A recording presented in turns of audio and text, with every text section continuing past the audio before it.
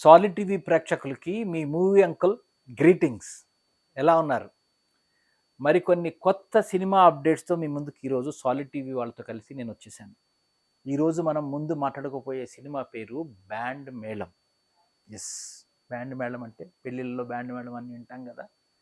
ఆ బ్యాండ్ మేళం పేరుతో ఒక సెన్సేషనల్ యువజంట హర్ష రోషన్, శ్రీదేవి, కోర్టు సినిమా ఎంత పెద్ద హిట్ అయిందో మనకు తెలుసు కదా.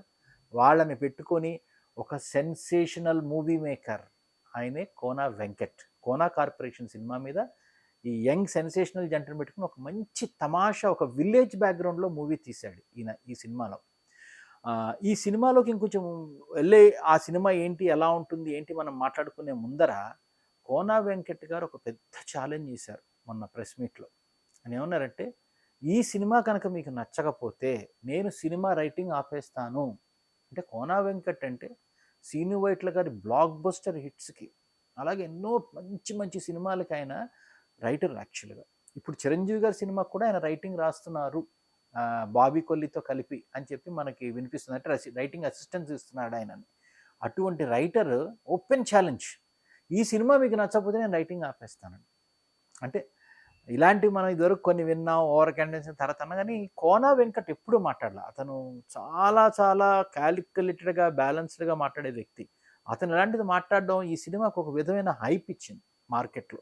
అదొకటైతే ఈ యంగ్ కపుల్ ఇద్దరు కూడా, ఈ హర్ష్ రోషన్, శ్రీదేవి ఇద్దరు కూడా అంతకుముందు చేసిన కోర్టు సెన్సేషనల్ హిట్.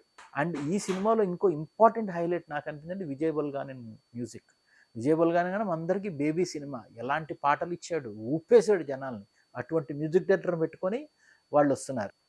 ఇందులో కొన్ని ఇన్సిడెంట్స్ మనము, లేదా మనం కొన్ని ఇండస్ట్రీలో మనం కొన్ని విన్న పాయింట్స్ మనం తీసుకుంటే, ఒక విలేజ్లో ఒక బ్యాండ్ మేళంతో ఒక యంగ్ టీం, ఒక యూత్ టీము. అంటే ఇప్పుడు మన సిటీస్లో ఇట్లాగా వాళ్ళు మ్యూజిక్ ట్రూప్స్ అని, మ్యూజిక్ బ్యాండ్స్ అని పెట్టుకొని వాళ్ళు పైకి రావడానికి ట్రై చేయడం చూస్తున్నారు. బట్ విలేజ్ బ్యాక్ డ్రాప్లో ఇటువంటి ఒక మ్యూజిక్ బ్యాండ్ పెట్టుకొని పిల్లలు, ఒక యంగ్ టీం పైకి రావడం అనేది ఫస్ట్ టైం ఈ పాయింట్ టచ్ చేస్తున్నారనిపించింది నాకు. అదొకటి మీకు చెప్పాలనుకున్నాను.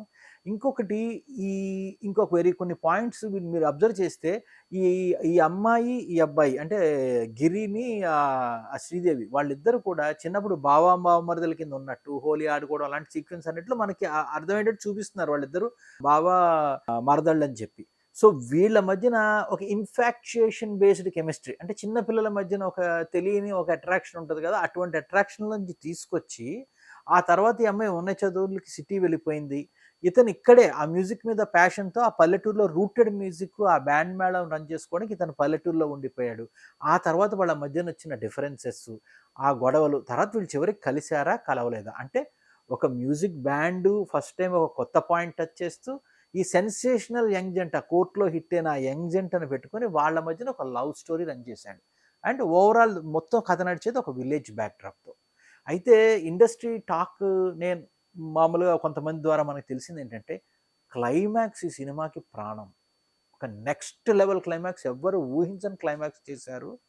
It will be goose bumps climax అని చెప్తున్నారు. అదొకటి. సో మనం చూసుకుంటే విజయ్ బల్గాని మ్యూజిక్, కోనా వెంకట్ చేసిన పబ్లిక్ ఛాలెంజ్, ఈ పిల్లలిద్దరు last cinema blockbuster hit, plus నేను చెప్పినట్టుగా first time village music band అనే ఒక పాయింట్ని వీళ్ళు హైలైట్ చేసుకురావడం, అండ్ ఈ యంగ్ క్యూట్ కపుల్ మధ్యన లవ్ స్టోరీ ఒక బ్యాంగ్తో ఎండ్ అయ్యే మూవీ. అండ్ సాంగ్ కూడా తిప్పుకున్న, ఆ సాంగ్ కూడా మంచి హిట్ అయింది. అద్భుతంగా డ్యాన్స్ చేశారు ఇద్దరు. అందులో నా కుర్రాడు హర్ష అసలు చింపేశాడు డ్యాన్స్. సో అంటే మంచి పెప్పీ బీట్స్ ఉన్నాయి ఈ ఈ మూవీలో. సో అటువంటి మంచి మ్యూజిక్ పెట్టుకుని, ఇవన్నీ పెట్టుకుని వస్తున్నారు కాబట్టి I think it will be a feast for us. So మనందరం let us go and watch మన ఫేవరెట్ మూవీ బ్యాండ్ మేళం.